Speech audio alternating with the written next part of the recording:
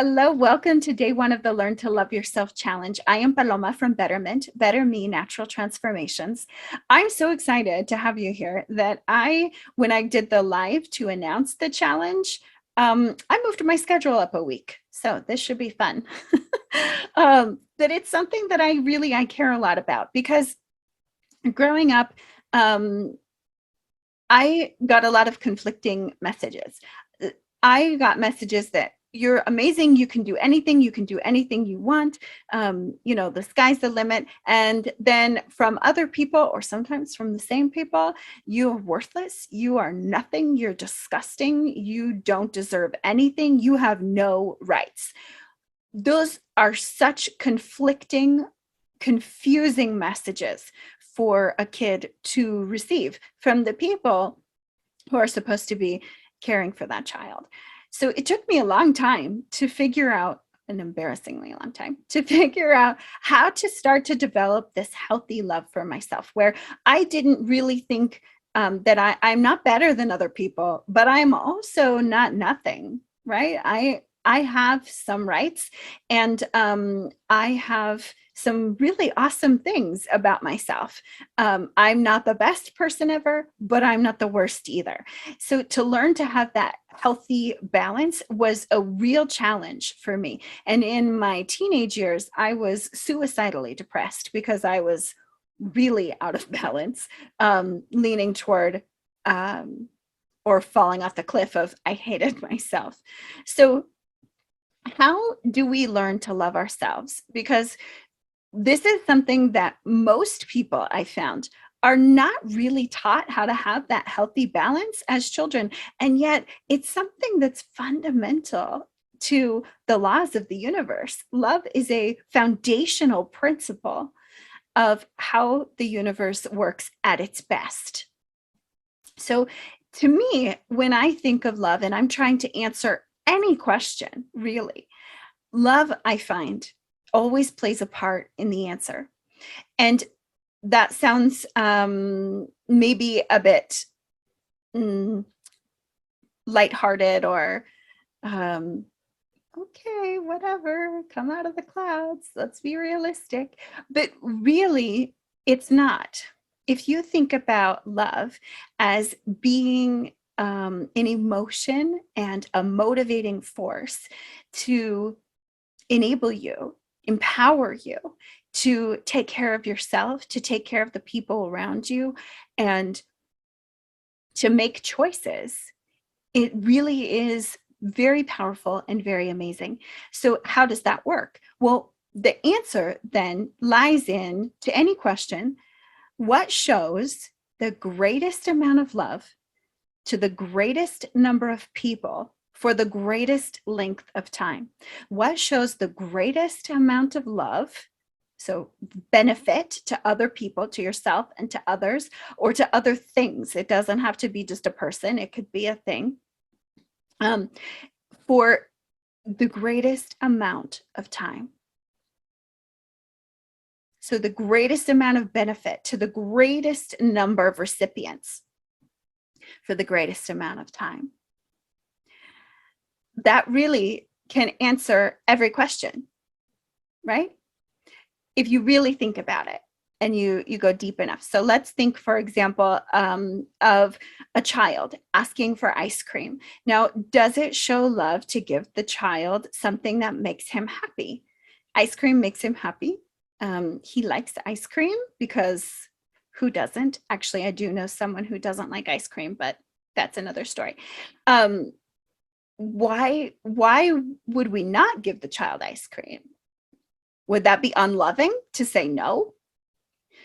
Well, it depends, right? Does the child have an allergy, an intolerance, or an sensitivity to anything in the ice cream? How many times has the child already had ice cream today?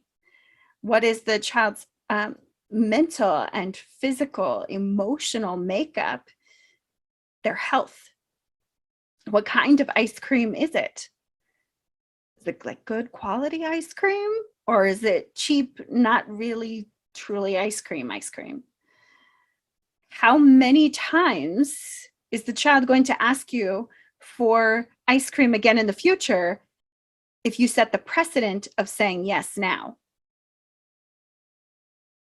So we had to take into consideration all of these things, right? And those of you who are parents know this is something, or who take care of children in any capacity, know these are the kinds of decisions that you have to calculate all the time. But to say no to the child might actually show love, even though you are denying that child a measure of happiness for the moment, because you're thinking about their overall happiness for the rest of their lives. That's a really long time. And when you make that child happy for a really long time, you're making a lot of other people happy for a really long time. So each decision, whether it's little, like should you give the kid the ice cream, or really big, should I buy this house? Should I have a any kind of relationship with this person, whether it's personal or professional? Should I move here? Should I learn this? All of those, really, you can boil it down to how much you love yourself, how much you love that other person. Those factors play a huge, huge role in your decision. So if you don't have that really strong foundation of loving yourself, how is that affecting your decisions? And how is that affecting other people around you? And if you could change this one thing, this foundational principle of how you feel about yourself, how would that change how you interact with other people? And how do you make sure that you keep that really, really strong? That's what we're going to talk about in this challenge. So this tree behind me is a Joshua tree, and it is native to the desert that I call home, which is, well, my part of it, not that it belongs to me, the part that I'm from is in Southern California. And these trees are awesome. So they're a member of the lily family, actually, and they have tap roots that go down like 30 feet into the ground and anchor them so that they can not only nourish themselves, but also withstand the really strong winds. So it's almost impossible to knock one of these things over. But they are also protected as an endangered tree species or plant species. And they're just amazing. They're very, very hardy. And they have that really solid, deep, deep foundation. And that's what we want to develop within ourselves, that love for ourselves that is healthy and balanced, so that we can continue to grow and do it in a healthy and wonderful way. And then when we've done that, we can impact other people, other people's lives in a really beautiful way. So this challenge is going to be pretty short. I think 4 days long. I'm just looking at my notes. And we're going to really dig really, really deep so that we can plant that seed and make sure that we're having that solid taproot as that rock solid, really strong, powerful foundation. So that when things happen that make us question, oh, okay, am I really good enough to do XYZ? Yeah, we can make an honest assessment of ourselves and say, yes, you are, or maybe you need to grow a little bit more first. Yeah. So in this challenge, I decided to pre-record the videos and post them on YouTube for a very specific reason.